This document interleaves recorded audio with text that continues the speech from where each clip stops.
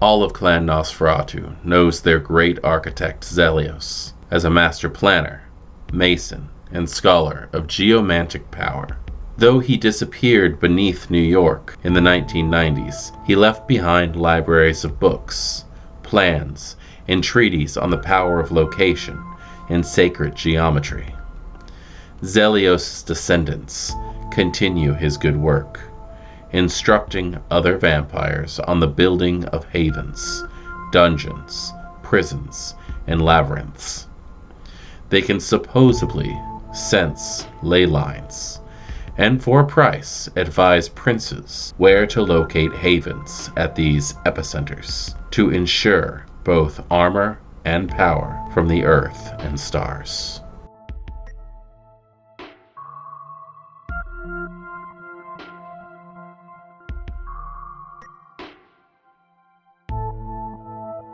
Greetings, Kindred. I am Voivode Maquette, and welcome back to our World of Darkness. Tonight, we'll be going over the Descendant of Zelios Loresheet, which is a Nosferatu clan-specific Loresheet, which deals with one of the more important members of the World of Darkness when it comes to the idea of the metaplot.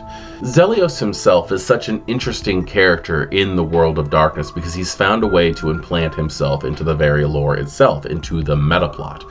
Not only is he known for helping princes from centuries ago build their havens, he also is known as being the one who created a web of geometric power that trapped Cupola into the very soil of Transylvania itself, therefore completely intertwining himself into the lore of Clan Tzimisce. Born in the 11th century in Europe, Zelios came into privilege. He had a wealthy family, and he could have been set up for life, but he decided himself personally to put his developing mind to use and became a master mason and a geomancer of sorts.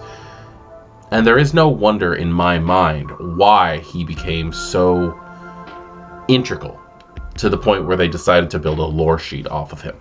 Now, as far as we know, Zelios went missing in 1999. He stumbled upon some of his work that had been altered by Nosferatu Antitribu and then just vanished.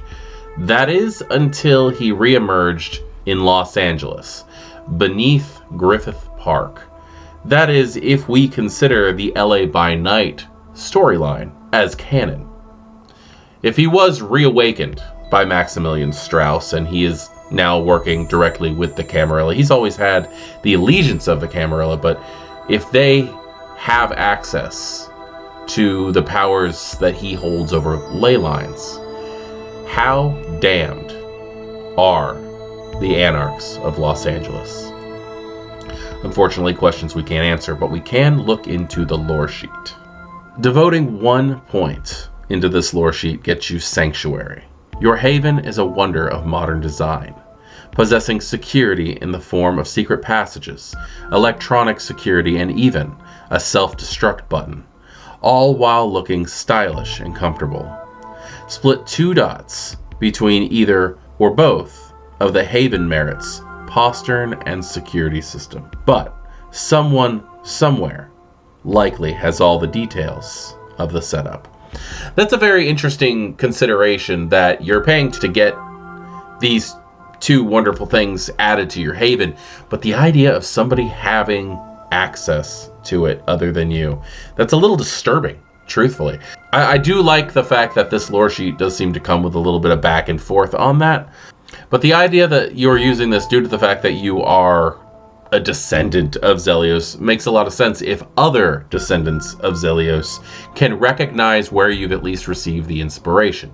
Now, I do believe, and I haven't looked at the character sheet, it's probably available online, but I haven't looked at Jasper's character sheet from LA by Night, but if he does possess this, which I'm assuming he does, given the fact that he does have postern and a security system tied into his haven, it does seem to me that they throw things at him from time to time, which shows the fact that others have access to this in one way or another, whether it's the invasion by Gary Golden or what's been going on with Maximilian Strauss in earlier seasons. We're on season 5 right now, for that matter. And I'm very interested to see how they play things out, but also I'm very interested in wondering how you guys would play this out if taking it. Are there any Nosferatu players out there who have taken this, and how have your storytellers screwed you over on this fact? Investing 2 traits gets you Saboteur. You instinctively know where a building's weaknesses are, and you don't even require explosives to destroy it. With maul, crowbar, cable, and cold chisel, and as many knights on site as the difficulty the storyteller sets for the building. An example, 4 for a family home, 6 for a bank, 8 for a prison, 9 for a skyscraper. You can collapse an edifice like a house of cards. This makes Nosferatu terrifying. The idea that they could just destroy a building like that. Could you imagine a vampire who just gets off on that kind of thing? Like, that's how they've decided to spend their nights, is they're going to destroy buildings. Ugh. The idea that a player character might come up with the idea of, I'm just going to be a destructive son of a bitch just for the fun of it, is not out of the question. I've had some pretty interesting deviant characters in my games, and I would not put that past them. Investing 3 traits gets you on commission. Other vampires know you descend from Zelios and ask for your advice on how best to build their own havens. This business ensures you often have a boon or 2 to collect, roughly 1 minor boon per story, and that you know where a number of powerful vampires sleep, which, in the end, probably does you more harm than good. That's a perfect example of what I was talking about with the whole give and take thing. With the idea that you are a descendant of Zelios and known, people coming up to you and going, hey, help me design my haven, is just asking for you to put a target on your back at that point, especially with rather powerful vampires, which are going to be the ones who are asking you for help. There's a good chance that for their own security, they're going to decide that you are a liability and need to be taken out yourself. Investing 4 points gets you the Labyrinth. You use Zelios' work to construct a labyrinth beneath your domain. Made in part with sewers, disused drains, cellars, basements, and maintenance tunnels, you added your own charm, dead ends, and connections to form a true underground maze. Only those you tell know of your labyrinth. You cannot treat the labyrinth as a haven, as it terrifies you. But if you reach it, when chased, no one can pursue you. The idea of a 4-point fair escape, which actually, funny enough, used to be the advantage of playing a Nosferatu. I believe it was the old Dark Age merit, where if you can reach a sewer, you were considered able to call a fair escape. That was just something that all Nosferatu can do.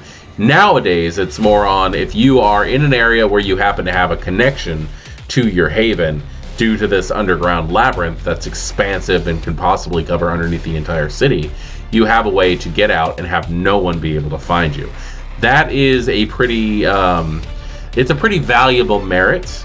I cannot say that I dislike it at all, because that's very fun. I also like the fact that it says that you cannot use it as a haven yourself because it terrifies you, because you're actually building off the work of somebody else. So that makes a lot of sense. I kind of like that one. Investing 5 traits gets you Sense the Leylines. You occasionally glimpse throbbing red tendrils snaking through the earth. Leylines. Vampires who make their havens where these vessels converge find their hunger grows more slowly. When making a rouse check for awakening, roll 2 dice and pick the highest if they sleep there during the day. Leylines have other powerful magical effects. Secrets you can reach along lines the storyteller indicates, and your fellow sewer rats harshly punish disclosing anything about such secrets. The Leylines. Oh my god. So much can be done with these things because it's open to interpretation. The idea that you get a second rouse check when waking up just to see if you were able to like bring in extra vitae through the Leylines. That's verging on a thaumaturgical gift. You know, that right there sounds almost like the Green Path stuff that they brought in on Cults of the Blood Gods, where you can feed off of people who live in the area without them noticing. Because if they're in contact with the earth, you have access to their blood. That's a very interesting consideration, all in all. But the idea of what a storyteller can do involving that, as in LA by Night, we saw that if you grab the ley lines, you can sacrifice health in the form of being burned by them to cause earthquakes and crumble havens. Almost like Sense the Ley Lines gave you activation to a heightened version of Saboteur.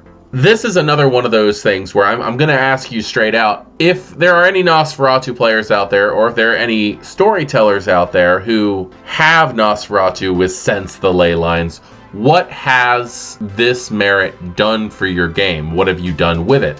How have people attacked others with it? I want some severe details on this one, because this is something that doesn't really tend to come up in my games very often. So I'm kind of like reaching out to you guys to try to get any information on how you guys run that. I know what I would do in those kind of situations. I really like the idea of the connection to the havens. That takes a lot of self-control that I just don't trust my players with. But being able to possibly find havens on them, or being able to track down certain vessels, things like that. Basically being able to use it as a way to expand your senses from those areas, almost like a way of spirit Khaldunnism, for those of you who know how that worked. But yeah, the Descendant of Zelios lore sheet is so interactive, and I love that. It's not one of those things where you just have it for prestige purposes. It's also not holding up on the whole thing where they know you're descended from this character, therefore it's gonna up your status. It does up your status unofficially, but there's so many more things that it can cause to happen during game, both good and bad, because you're dealing with the idea of knowing people's havens and also gaining severe benefits for these things, or in the case of Saboteur, being able to destroy things just given enough time. Being able to chip away at the very foundation of a building can lead to some very cataclysmic events in a game. So I am Voivode Maquette. This has been a look into the Descendant of Zelios lore sheet, the Nosferatu characters only lore sheet, and I look forward to hearing from you on this very soon. Thank you for joining me. Good evening.